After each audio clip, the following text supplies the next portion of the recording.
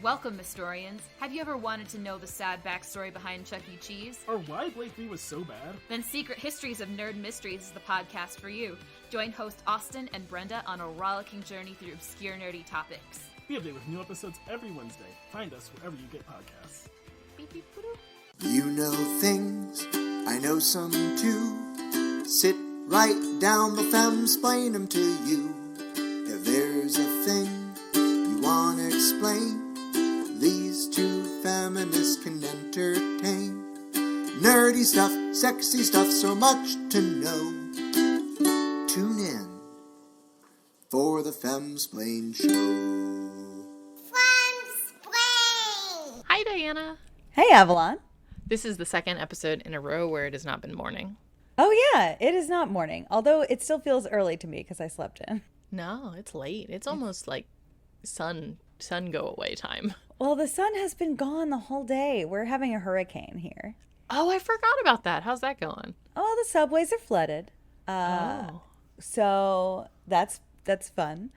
Our infrastructure is totally falling apart. Yes.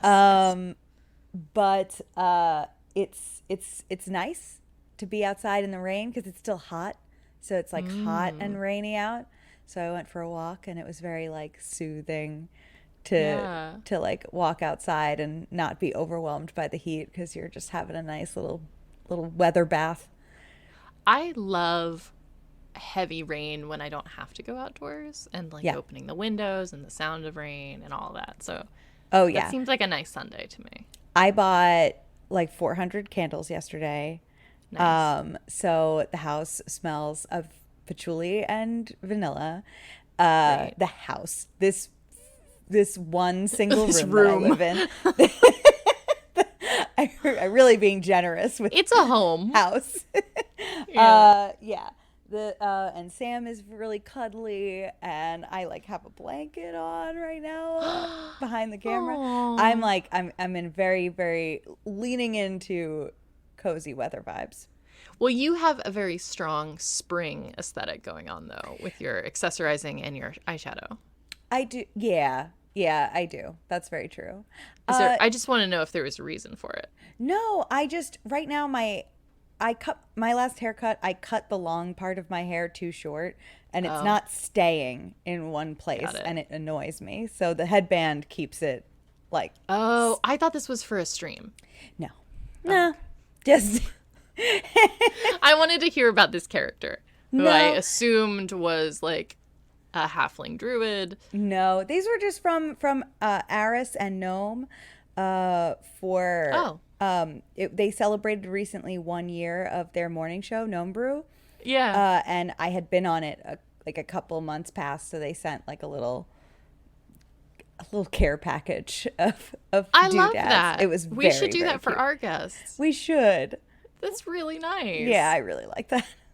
Oh, shit. All right. Well, I'll look up the anniversary of our first guest, and we'll do that. we sometimes we have to like invent anniversaries around ideas that we have, right? So whether it's like it's been a year, it's been 100 episodes, it's been 69 episodes, it's been exactly 2 months since our 1 last week guest. since we thought of this. Yes. So we're celebrating. Yeah, because we have. I mean, creatively, I have no self-control. If I think of something, I need to do it immediately, or it'll never. Or happen. not at all. Yes. Yeah. 1,000%. Absolutely. Well, so welcome to our podcast. Thank you for being here, I guess. We are Femsplained, and Femsplained is a queer femme nerd podcast where Avalon and I get to hang out together, and we hit record on that hangout session and allow you to listen to it. It is a privilege, not a right. Yeah, it's absolutely a privilege. Yeah, if you're somebody who finds, in your downtime you would prefer to feel like you were having a conversation with two friends. Yeah. This is one of those. Yeah, if you want to laugh at your salad, listen to this podcast. Laugh at your salad podcast. Laugh at your salad podcast. Oh, damn. That's solid. Let's see. So last week we got to talk about dating sims because that's become my new favorite genre of games suddenly out of nowhere. Love it. I already added like 1 million more to my wish list since we last talked. Good. I'm really going to go down a rabbit hole on this. Nice. So I'm excited about that. But Avalon, what's nerd culture been doing for you lately? Got anything in the pot? Well, you go first. I can't think of anything. Oh, okay, sure. Let's see. So what nerd culture has done for me lately is, at your recommendation, I gave Elder Scrolls Online a second try. Yay! So for the last 2 days, thankfully this rainy day weather has facilitated me to sit in this chair and do nothing but play video games. So I've been playing ESO for the past 2 days, and I am actually really liking it. There are a couple of things I don't love. Awesome. Like, I don't love that you just like can't sell anything. Yeah. Like, it's weird to me that like you can't sell any of the stuff you have. And crafting seems like really like tough for seemingly no reason. But that's kind of not that big of a deal. Like, all things considered, I have a house now. Oh my God, really? I haven't figured out how to do that yet. I just like, well, I don't know if it's a house. I like rented a place. I don't know about that. But then you have to like build furniture for it. And I tried to build a chest, and then I couldn't figure out how, like, in the room management thing, I couldn't get the chest to like go on the ground. So I gave up. It's tricky. I've done a couple of pieces of furniture. I have a nice desk, a couple of lamps. I have a bookshelf. And so I'm working on that, because you know that it's like the most important thing in Elder Scrolls games to me, is to have a nice house. Well, I mean, I'm really suffering not having one, because I can't put any of my stuff down, so I can only carry what I always can have. Yeah. I've yet to be able to store anything. Yes. After many hours. Yeah, it's tough. It's weird. It's a little weird. Yeah. But I am liking it. It does feel to me like Skyrim, but weird. So like, it feels like Skyrim is new again. And let's see, what else though? I think there's something else. I can't like talk about it, but just this morning at like 5 a.m. I got an email to write for a tabletop game that is so exciting to me. I'm gonna scream about it as soon as I can. I'm so excited to hear that. Yeah. Writing opportunities are the best. Yeah, it's really great, especially because it's not like a long-term thing. It's like write, 1 to 2 pieces and be done with it, because that's about as much bandwidth as I have. But I'm very excited about it. Well, tell me about it when we're not recording our conversation. I will. I'll tell you immediately after this. Okay. So that I'm pretty excited about. Well, cool. Excellent. Love it. The end. I didn't think of anything. Okay, that's fine. Do you know what I have been consuming? What? This is a throwback. So I was having a hard time thinking of what to talk about on today's episode. Mm-hmm. And I was like, all right, what are some of our early topics that at the time we were like, oh, this is definitely a 2-topic episode. We'll come back to it later. And then we never did. Oh, yeah. And the one thing I thought of was Labyrinth. And I remembered that back when we recorded the Labyrinth episode in fucking 2018, around that time, they were releasing a Jareth origin story comic. And I had started reading it and I loved it. And then I forgot to keep buying it. So I went online and I've been finishing it. And it's so good. That's awesome. I forgot about that. You're going to fucking love it. Have you read it? No, I remember you talking about this. It's called, the comic is called Labyrinth. There are a few different Labyrinth comics out there, including like a manga, and I'm not really sure what the deal is with that. But this is called Labyrinth Coronation, and I think it's like 12 issues, and it's so good. Wow. Okay. There's no part of me that feels like it's not canon. Like they capture the quippy puppet like repartee with Jareth so well, And part of it's happening concurrently to Sarah in the labyrinth, and then it's having flashbacks. And the way it's weaving in references to the scenes from the actual movie is just like perfect. Oh my God. Okay. All right. I just wrote it down that I absolutely have to read that immediately. So, listener, if you give a fuck about Labyrinth, which you should, which you do, or you wouldn't be here. You would not be listening to this podcast if Go Labyrinth read this was comic. not important to you. It's free online if you want 1 billion pop-up ads, or you can, buy it. Yeah. Fun. All right, that's my nerd culture. I finally did it. I figured it out. You did it.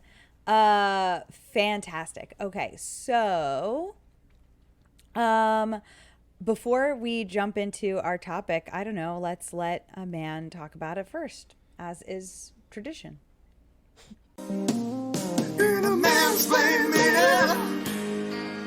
Ooh, everything's explained. In a man's minute.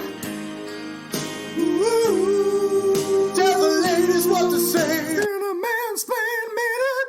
Putting 1 minute on the man watch and go.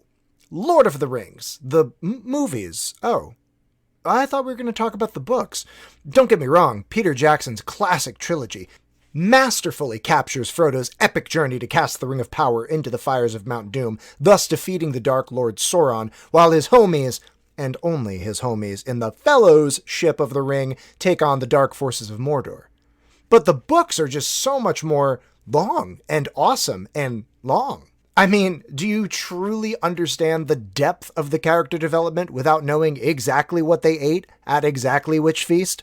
Oh no, I understand what's going on. Avalon, Diana, you didn't realize these were based on books. Yeah, before this was a movie starring the ultra-hot Orlando Bloom and the slightly shorter but still really hot Elijah Wood, they were actually books. Speaking of, have I told you about the Wheel of Time? And that's your Mansplain Minute. All right. Surprise topic. I'm surprised. Yeah. Today we're discussing the Lord of the Rings cinematic trilogy. Yes.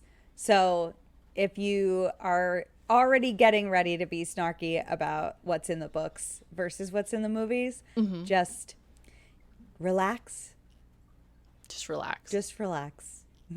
Go somewhere else. It's going to be fine. Or you can stay, but just like a couple of deep breaths. What's that 5 senses exercise for panic attacks? Do some grounding exercises. Yeah, do some grounding Spin a exercises. top to prove that you're not in the dream world. Yes.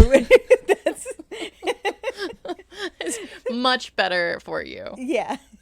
Yeah, so to me, there are some very specific pillars of mainstream geek or nerd fandoms, right? Yeah. You got Star Wars, you got Lord of the Rings, you got Star Trek. Yep.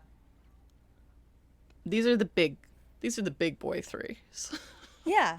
Yeah. I think. Yeah, for sure. And we haven't really touched any of them. We really haven't. And I don't know if that's intentional or if they seem too obvious, so we were always doing more niche stuff. Well, the thing is that I would like to talk about Star Wars eventually, but when I do, it's going to be solely about the Ewok movies. And well, I think the Ewok movies are its own topic that we probably should have been doing today instead of this. So file that away. It's for another day. I'm already ready to go off on the Ewok movies.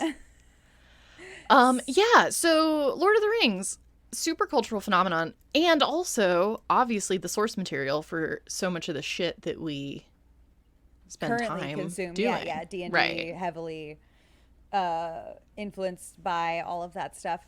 So I just thought it was time to legitimize Tolkien's publications by discussing the movies that were inspired by them on our podcast. Yes. Now he finally gets the recognition that he deserves. Yes. So did you see these movies when they came out in theaters? Did I see these movies when they came out in theaters? Yes. Everyone did. I didn't. Where I saw were the you? I saw the first one in theaters, And I said, counts. this movie is too long. What? Well, that's the wrong answer. Sorry. Yeah. Okay. And then I just did not see the others in theaters and then later in life I rewatched the trilogy and I was like, oh, okay. Still very long, but okay. Oh my God. Okay. 2001. Yeah. Is that when that movie came out? That feels right. I'm just looking at it. I think it's 2001. 2001, Fellowship of the Ring changed my life. I saw Fellowship of the Ring 9 times in theaters, really? full price. And I didn't regret a minute of it. I've never, ever wanted to watch a movie as many times as I watched that movie. I felt like it was therapy. I feel like the opening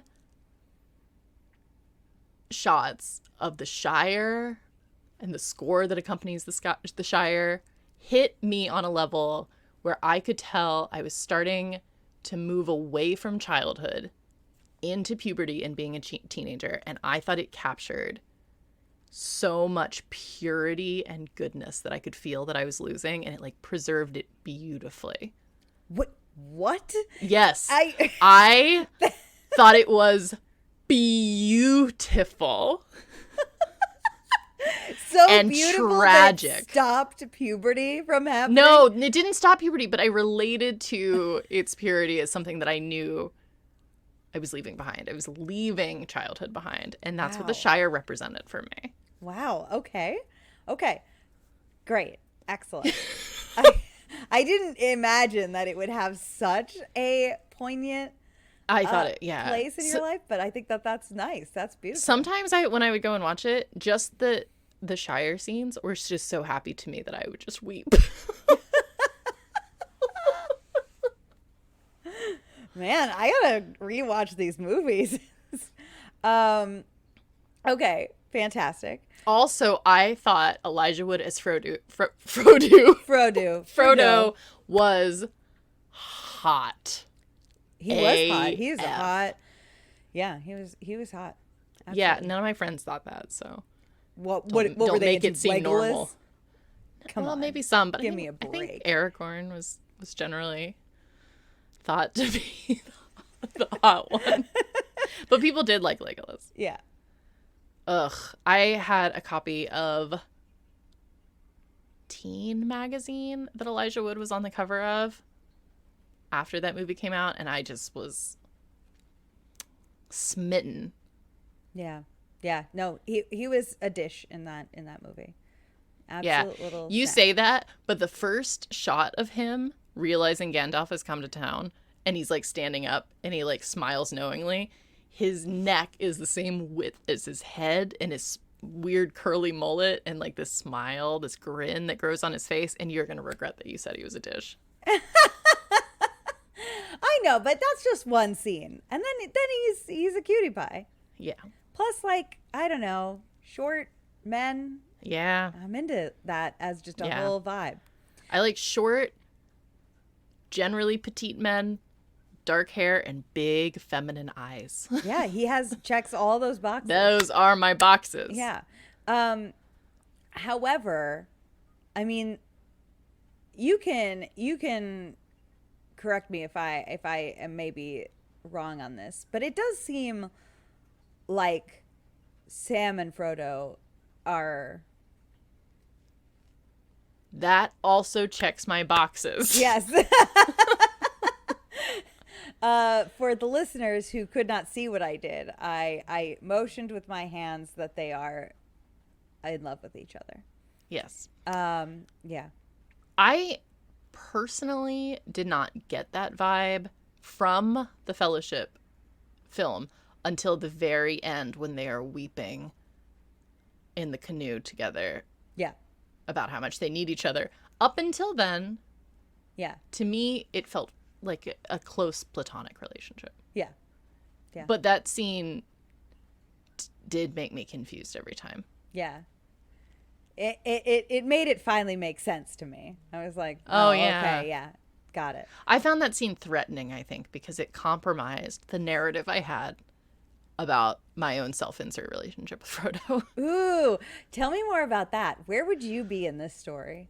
That's a good question, because definitely around that time, because I think the first X-Men movie came out around that time too, and I went down a road of self-insert Yeah. fan fiction. And so I'm sure I was probably Arwen. Gotcha. Okay. Yeah. Yeah. Because I definitely thought that Liv Tyler was like the prettiest person I had ever seen in that movie. I mean, that's not an incorrect statement. I mean, she's incredibly pretty. A lot of pretty people in this movie. It's a pretty movie. It's a very pretty movie. So Fellowship of the Ring Yes. was so transformative. So it preserved transformative. your innocence and captured it on the screen. It didn't capture it. It made me aware of the fact that I was losing it. Because much like in the film, Sound good. That you sounds cannot return to the Shire. Once they leave the Shire, and with every step further they get, they can never go back. That's very sad. Yeah. Do you remember why? I mean, they do go back, but it's never the same when they get back. Okay. Because war changes people. Yeah. War, Diana. like puberty. War changes and people. puberty. War and puberty is the name of this episode.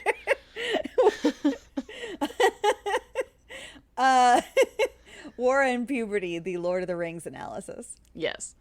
Okay, great. Yeah. So that movie was transformative. It's so good. It is flawless. All It right. is without flaw. Okay. Diana. Okay. And it's not too long. And I think that the extended version, which is longer, is also appropriately length. Oh my God. See, it's just like, you know how I feel about that is there are so many parts of the movies that I really like. But I do feel like another movie I love called Birdemic Shock and Terror. In that Fucking movie, hate you.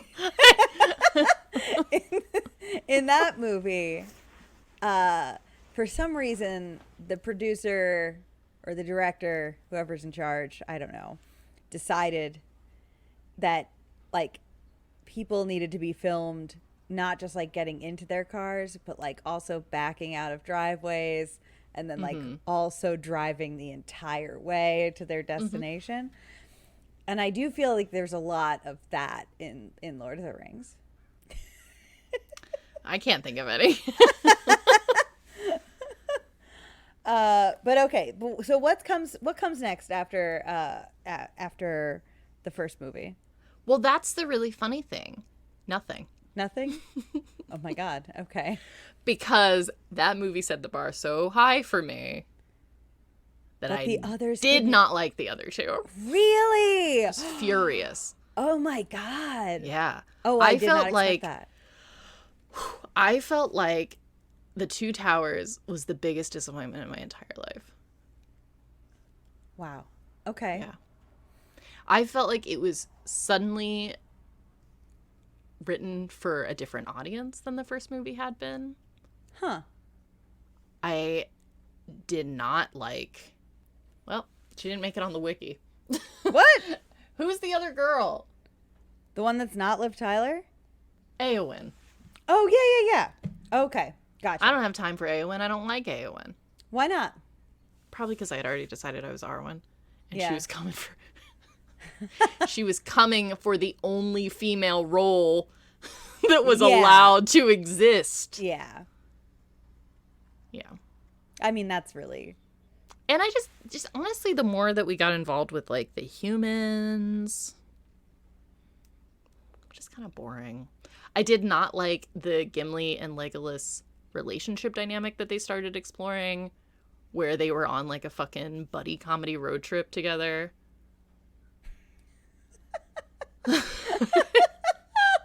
Yeah.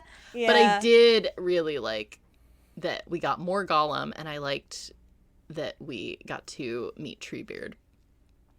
Which one was Treebeard? Treebeard is the Ent that Merry and Pippin meet, Oh, yeah. Mhm. and then they get to like ride Ents into a very brutal, destructive battle. I know we're not talking about the books, but the books did go into the Ents a little bit more, and I did really like the Ents in the book. I think they could have gotten a little more screen time. Yeah. I think we could have had a little bit more of them and a little bit less of Eowyn and Legolas and Gimli. Just Frodo, Sam, and the Ents. Yeah, I think hobbits, anything going on with the hobbits is where my interests lie. Yeah. And I think we cut away from that a lot in Two Towers. Okay. Yeah, fair. Well, then what about the third movie? Did that bring any of the satisfaction back? I think my emotional attachment to the franchise was so damaged by Two Towers that Return of the King was just a movie for me, which is good and healthy. Right, because it is just a movie, right. And also, I would think I was in college by then. So, luckily, and so I was over truly never going back to the Shire, and I had come to terms with that finally. Good. It wrapped it up. It wrapped it up. Okay. Yeah. Good. Well, all right. So you rewatched that movie 9 times in theaters. In theaters. Oh, Jesus. I asked for a flat screen TV, which was fairly new technology, for my birthday and Christmas gift, and it was like this big. It was like 11 inches. Just because I wanted so badly to have a good enough screen to see it on DVD. Wow. And then I just sat in my room and I just watched it over and over. Did you ever write any fan fiction? No, just my brain. In your brain, yeah. Yeah. Yeah. Brain fan fiction is great. It's very low effort. Well, yeah. Well, I put a lot of time into it. Yeah. My top 3 brain fan fictions at that time were X1, Fellowship of the Ring, and Star Wars the original trilogy. Or not the original trilogy, the 90s trilogy. The 90s, yeah, the prequel trilogy. Yeah. Yeah. Wait, whoa. Who were you in the Star Wars prequel trilogy? I was not anybody. I was my own character. But what were you? Never talked about this out loud. So really, I just had such a thing for Ewan McGregor as Obi-Wan Kenobi. Oh, sure. Yeah. That I really just wanted to be essentially Rey. It ended up essentially being Rey. Right. But before we knew what that was. Yeah. Yeah. In a pre-Rey world. But also Obi-Wan Kenobi had to stop being a Jedi because of how badly he wanted to fuck. Oh, yeah. So there it is. But good. I don't have like a self-insert fan fiction idea for Lord of the Rings. But if I did, I would help Frodo and Sam realize that they are in love. That would be my role. Well, I think that they realize. I don't know if they do. Well, I'll tell you this. I don't know if I want them to realize it because I don't think that Frodo deserves Sam. Okay, wait. I need you to go off about that because I don't disagree, but I want to hear your reasoning. Well, I just think that, I mean, maybe it's unfair to hold Frodo to this standard that he not get so, like, warped and perverted by the evil of the ring. But just, I feel like Sam goes through a lot of abuse in supporting Frodo on that journey. Yeah. And Frodo only takes him for granted, which, again, arguably, maybe he doesn't have control over that. But if you look at it as analogous for a real-world relationship where there are no such things as evil perverting rings, yeah, Sam needs to get out of there. Yeah. Where the evil perverting ring is like beer. Yeah. In this metaphor. No, it's I mean, really, that's how it feels. Yeah. Yeah, and I have to say, at some point, doesn't Sam start to also carry the burden that is the ring? And I don't remember him ever being a douchebag. Yeah. No. So I know he doesn't have it for as long, but it kind of makes you feel like maybe Sam is a better person than Frodo. It's like how, for some reason, everyone took turns holding that Horcrux thing, but Ron decided to become like a mad incel. Super, and like for no fucking reason. Yeah. Yeah. Didn't make sense. Maybe it's just you. Maybe it's just you, buddy. I know. Yeah. And there's not really, my recollection, even in like the book, is that there's no sign that Frodo is kind of a brat beforehand by any means. Like, he seems fine. Yeah. I'm just saying. Yeah, I agree with you. Yeah. Sam is the best of them. Yeah. He is. Yeah. Oh, and I like that actor so much, the actor that plays Sam. Yes. I like him a lot. I don't like the Goonies, but he was there. Yeah, he was there in the Goonies.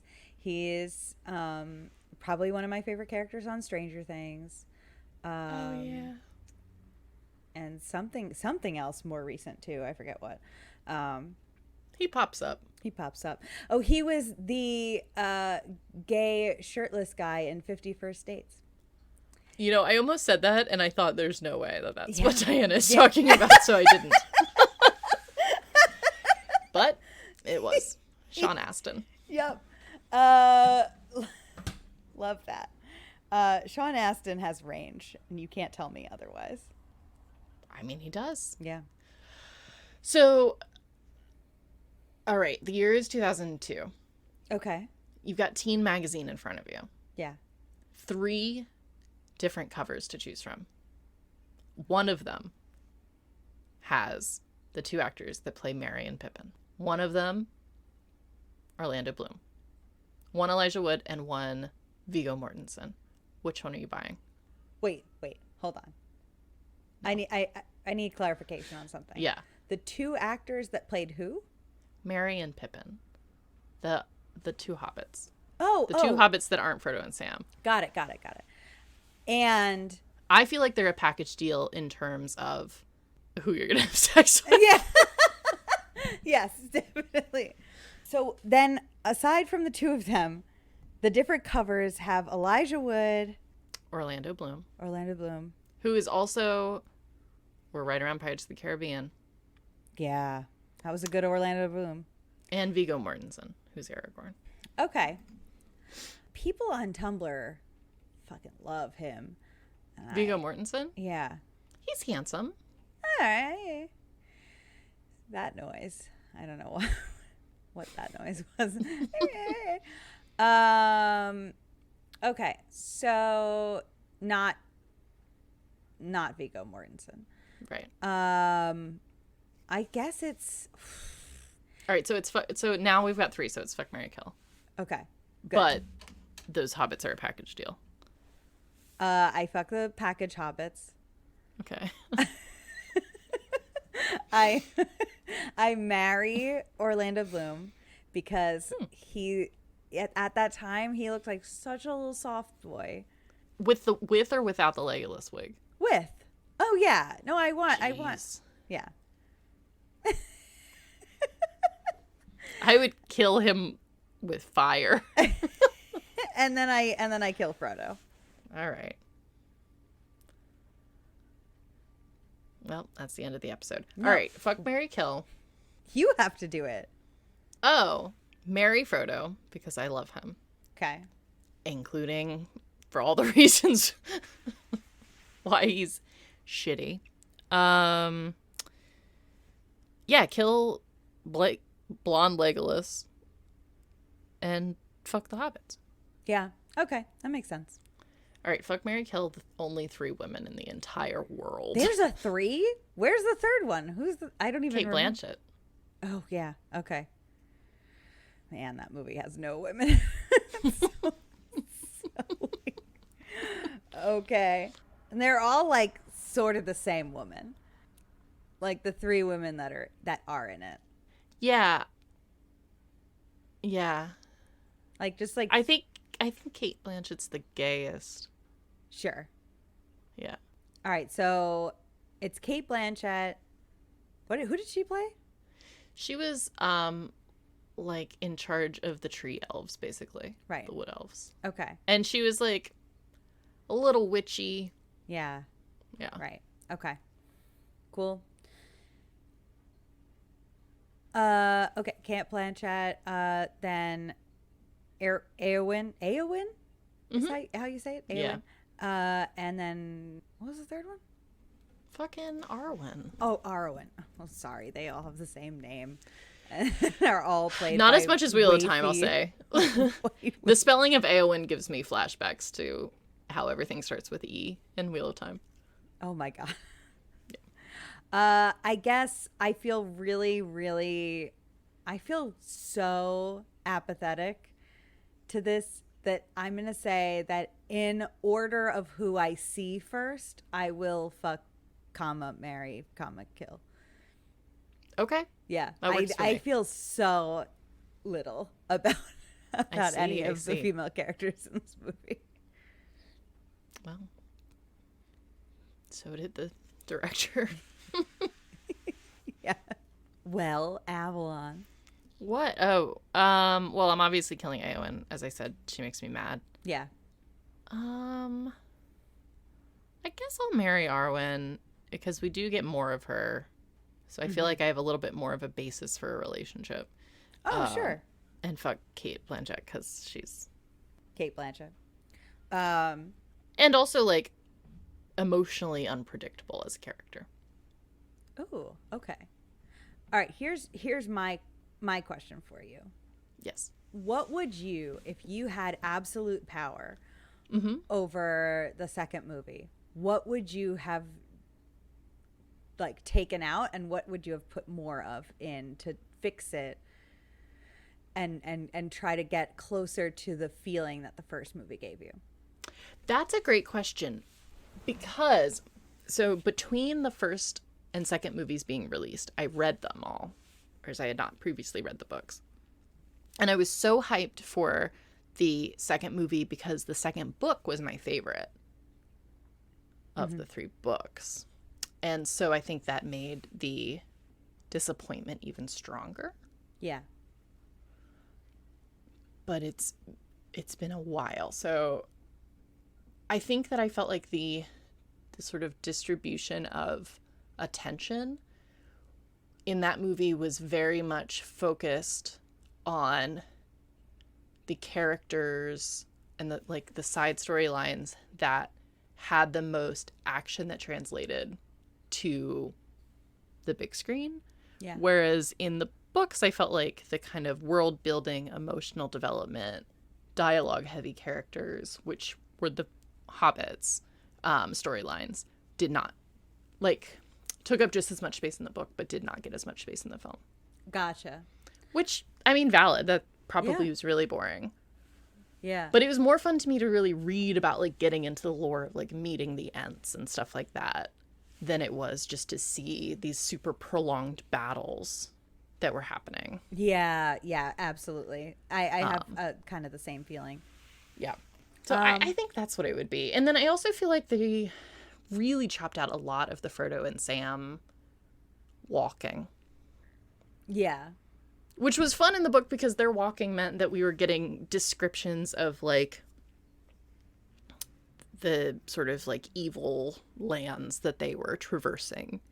Right. Which I liked in the book, but in the movie, maybe it would have been kind of, like, It was not a lot of fun. just walking. Yeah.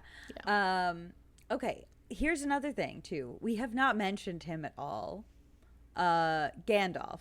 Yeah. So, in this series, something that maybe I don't understand but is very important to a lot of people is the Gandalf, the gray versus Gandalf the White thing. What is that? I really do want to understand this. Okay. The Gandalf Jesus thing. Sure. Is it a Jesus thing? It seems Jesus-y. It's a little Jesus-y. Okay. Yeah.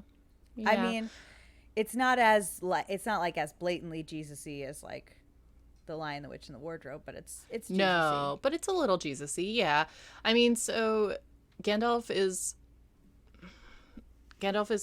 a magical wizard guy that's been around for a fairly indeterminate period of time, and he's chill and he likes wandering, and all of his shit is kind of gray and tattered, and he's got a good sense of humor, and he likes smoking and like just showing up places and stuff like that. Oh, really?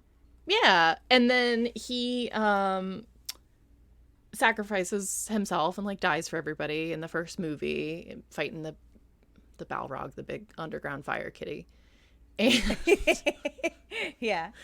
and then he shows up in the next movie, having been essentially reincarnated by the higher being or beings that sort of like oversee magic, or who had sent him there in the first place, or you get like deep into the weird extra Tolkien lore that I have no interest in. Yeah. I think to like really clarify who sent him back. But and all this time he hasn't been the only wizard, right? There's like a bunch of other wizards that are referred to by like basically the color that they're wearing most of the time. Okay, gotcha. So he comes back as Gandalf the White, whose clothes are like really spiffy and shiny. He got a straightening iron. He has now like dead straight white hair and like a much fancier wizarding staff. And he doesn't appear to be sort of as connected with like wandering in nature and crunchiness anymore. And his character himself, like his personality is, he's like less jovial. He's a little bit stricter, but his magic is also way buffer, and more like readily available to him. And in theory, it's because like the mystical force or whatever that sent him back also gave him a big buff, because he needs to take down the now like corrupt and perverted wizard that had been one of the good wizards previously, which is Sauron the White. Right. Or is it Sauron or Saruman? Fuck, I always fuck that up. Sauron? No, Saruman. It's Saruman. Saruman? Okay. Yeah, Saruman. So like, yeah, he's like the new leader of the wizards now. Like as acknowledged by this force, and like he has more power to sort of take that guy off. Okay. Sauron's the eye. Sauron's the eye. Right. Yeah, Sauron. Yeah. Okay. Got it. Are they connected in some way? Or are they two separate things? Yeah, they are connected. So like originally Saruman, white wizard, theoretically on a wizard council, friends going way back with Gandalf and stuff like that. But he slowly became perverted behind the scenes by Sauron. Mm-hmm. Okay. And he kind of became like a servant of Sauron, but a little bit, but like with a lot of his own respective power that he was overseeing and his own plans and stuff. But ultimately he was now like answering to Sauron. Gotcha. Okay, cool. Yeah. All right. So, I guess I understand that a little bit more. It's not just that he came back. It's that he's like changed. Yeah, he came back buffer and like more and with a serious different business. Personality. A little bit, yeah. Yeah. All right. Yeah. That's at least cooler than just like, surprise, I'm not dead. Yeah. Yeah, he came back serious business. Yeah.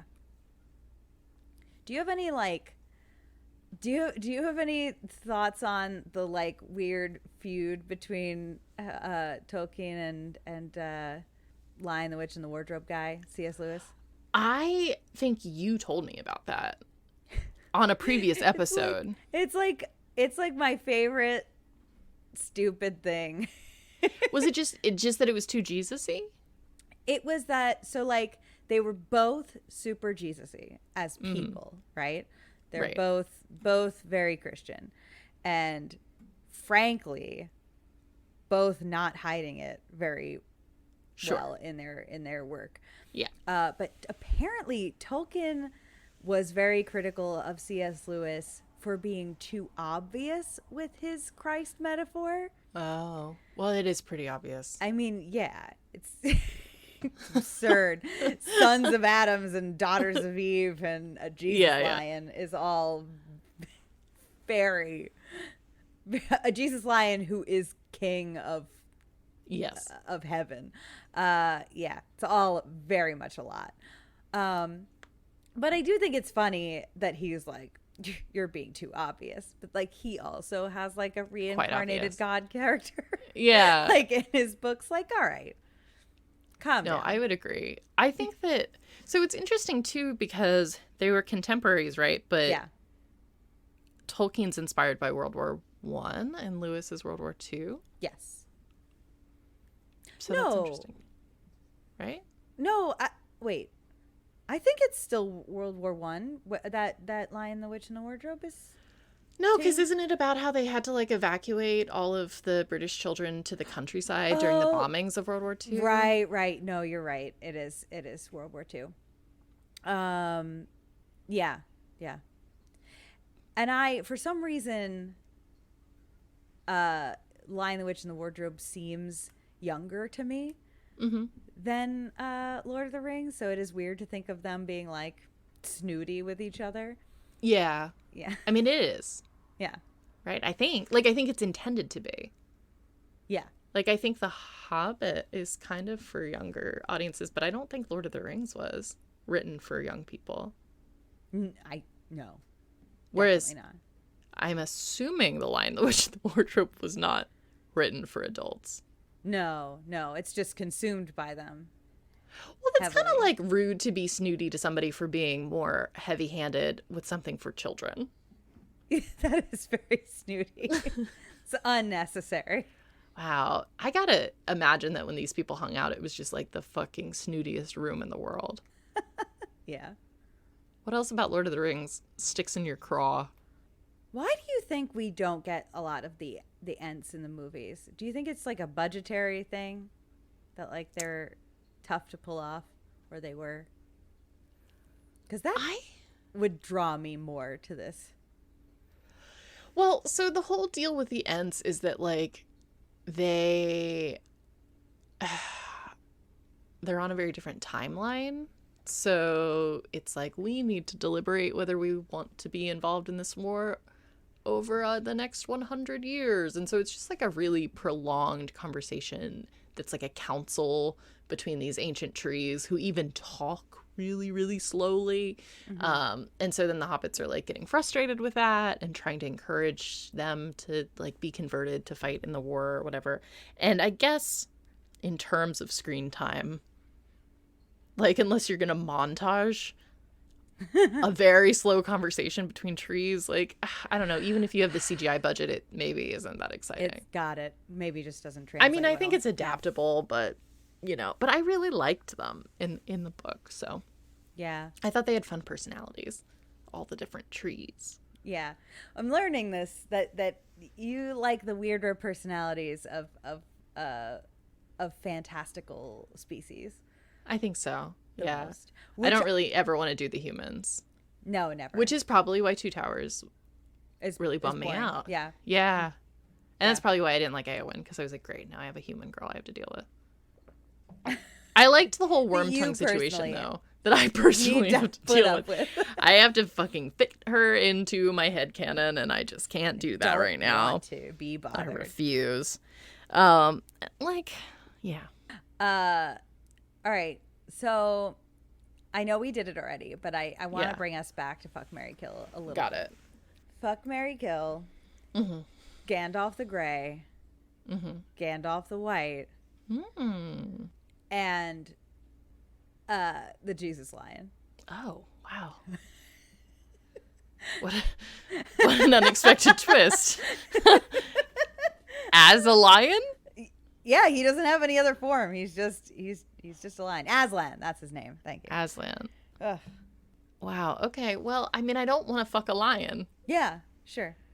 All right. So here's what I'm actually going to go with this. I thought the most fucking boss scary part of The Lion, the Witch, and the Wardrobe was when the White Witch killed Aslan. Yeah.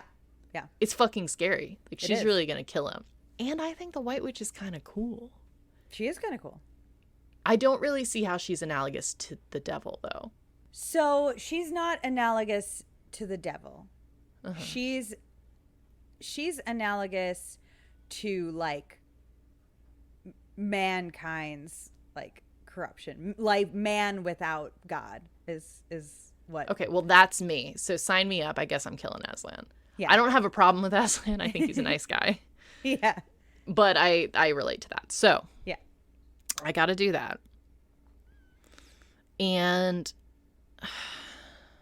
I'm marrying Gandalf the Grey because I think he's the most likable. And if I have to spend a prolonged period of time with him, he's absolutely the one. And I'm fucking Gandalf the White, but I can't think of a single reason for it. It's just that he's not a lion. He's not an animal. Yeah. And he's like kind of boring, so I feel like I don't want to marry him. No. He's just like, definitely. he's not boring. He's just like a little bit of a hard ass, I think. Yeah, he seems grumpy. Yeah, he's grumpy. Yeah. Like how, like the second casting of Dumbledore. Like, fuck that guy. He's not as bad as that, but yes. But yeah, like, it's just like, who are you? Fuck Where did that the guy. kindness in your eyes go? There is none. He was born without it. I don't care if he's a professional actor. He can't act his way into having a twinkle in his eye. Yeah. Okay, fuck, marry, kill. Gandalf of your choice. Aslan. Actual Jesus. Actual Jesus. Okay. Ooh.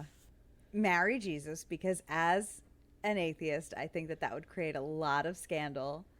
And I think that it would be really fun to convert him. I think he's already there. Yeah, probably. Yeah. But I would like to know that for sure. And also, I'd probably wind up in some book rewritten to be like a poor prostitute or something like that. Like, yes. they would definitely rewrite me as something very different.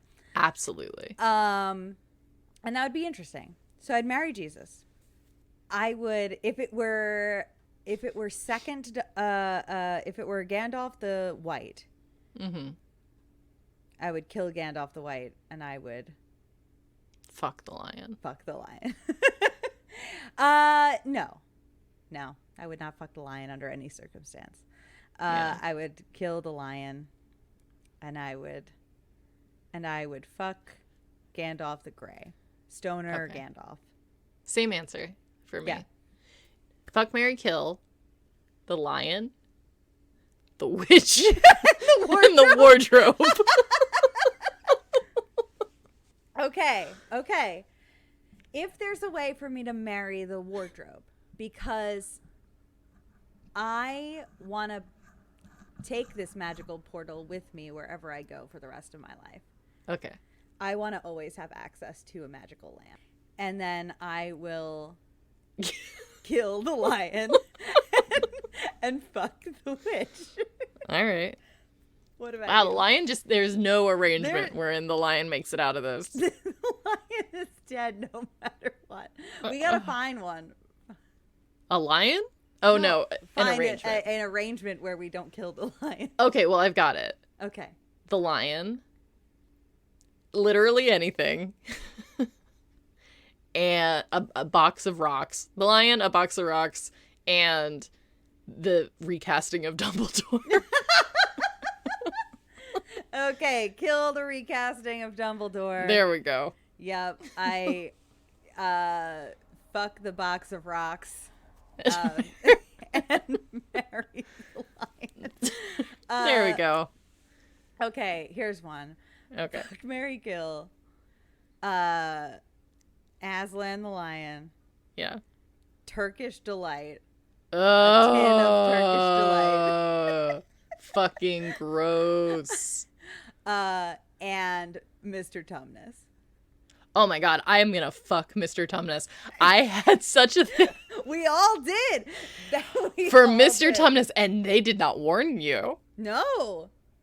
That's a real act. James McAvoy comes on the screen, and you like Looking fine. Looking so fine. fine.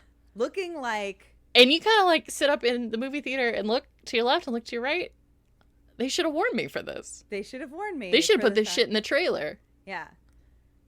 And I wasn't ready for this. And like the first thing he does is poison a little girl, and like it did not matter. It doesn't Did matter. not- The only thing that matters is that he isn't around for long enough. Yeah, and that his Furry chest little is- ass. his little scarf. That scarf's not doing anything. No, You're it's not doing probably so anything. cold. You sweet His little. little nipples are out. You're so The cold. scarf doesn't even cover him. Put on a vest. Or don't, Mr. Or- Thomas. This episode is unhinged.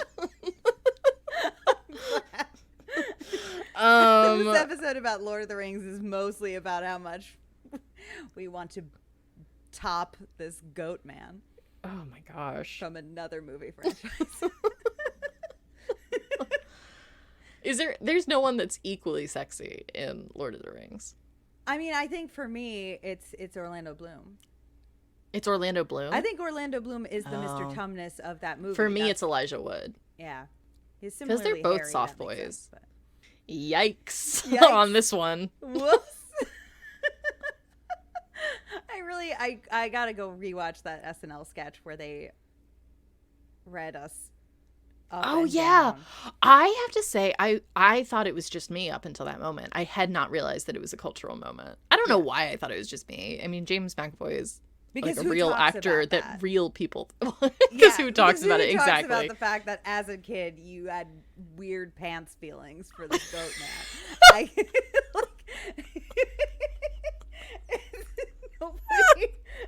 Nobody knows how to talk about I don't that. hear that expression often enough. Weird pants feelings. Yeah, and that is accurate. It's good. It's gender neutral. I wish that he had been on Teen Magazine, as like the old goat Elijah man. Wood. Yeah. I think Mr. Tumnus, sorry, Yeah. and Frodo make a lot of sense Oh my god. as a couple. Yeah. Because they're both, like, not They've perfect. both been toxic, but They've both working been on it. toxic, but I think that they're good. Yeah. Like, they're good people in genuinely difficult situations to navigate. Mm-hmm. But neither of them is good enough for Sam. Right. Sam, who is good enough for Sam? That's the question. Unfortunately, I don't think that anyone is. No. But Us, maybe. no, God, No. not me. But he does have a little hobbit wife when he gets home.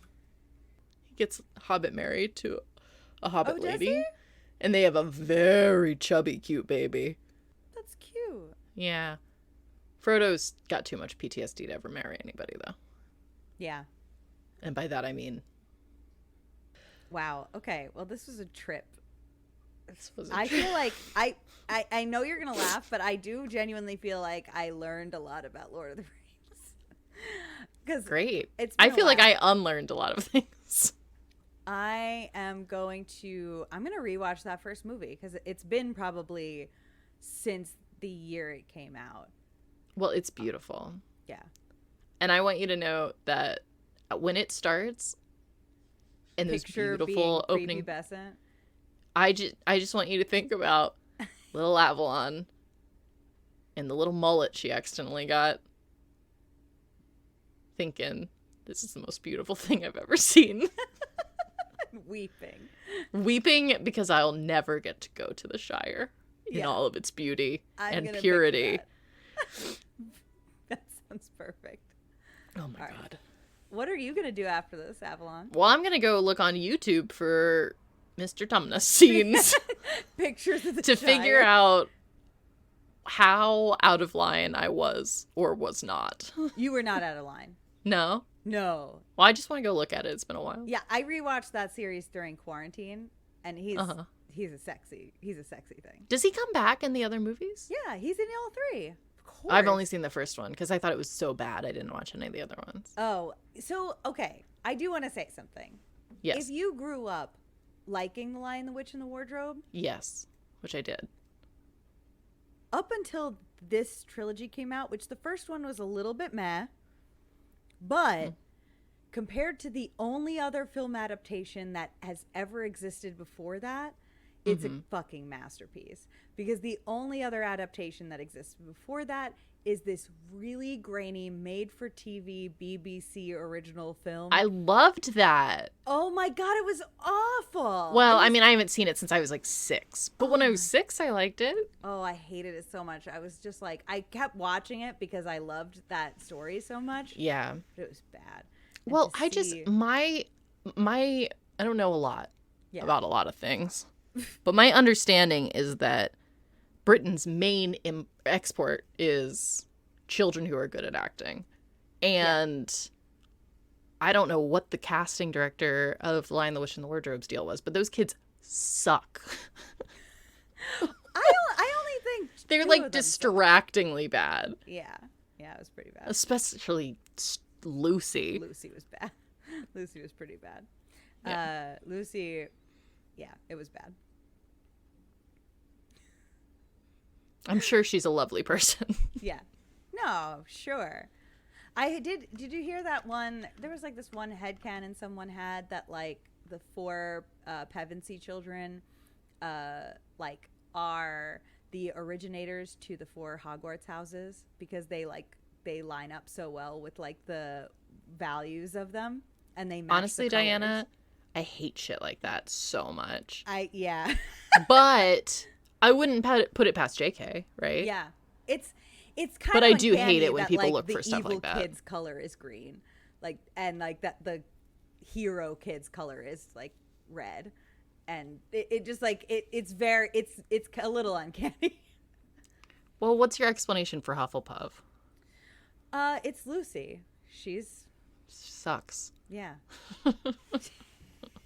I'm glad now that Harry Potter is canceled, I can go back to shitting on Hufflepuff and people can't get uppity about it. It's because it's a trap. Yeah, if you disclose that you're a Hufflepuff, then I trapped you. No one's a Hufflepuff. Nope. It's not real. I guess that makes sense, but we'll blame it on the JK. Yeah. Okay, so after this, I am going to stream, but I have no idea what. Well, that sounds fun. You should go do that. I already said what I'm going to go do, so I don't need to say it again. You don't. All right, good. Get out of here.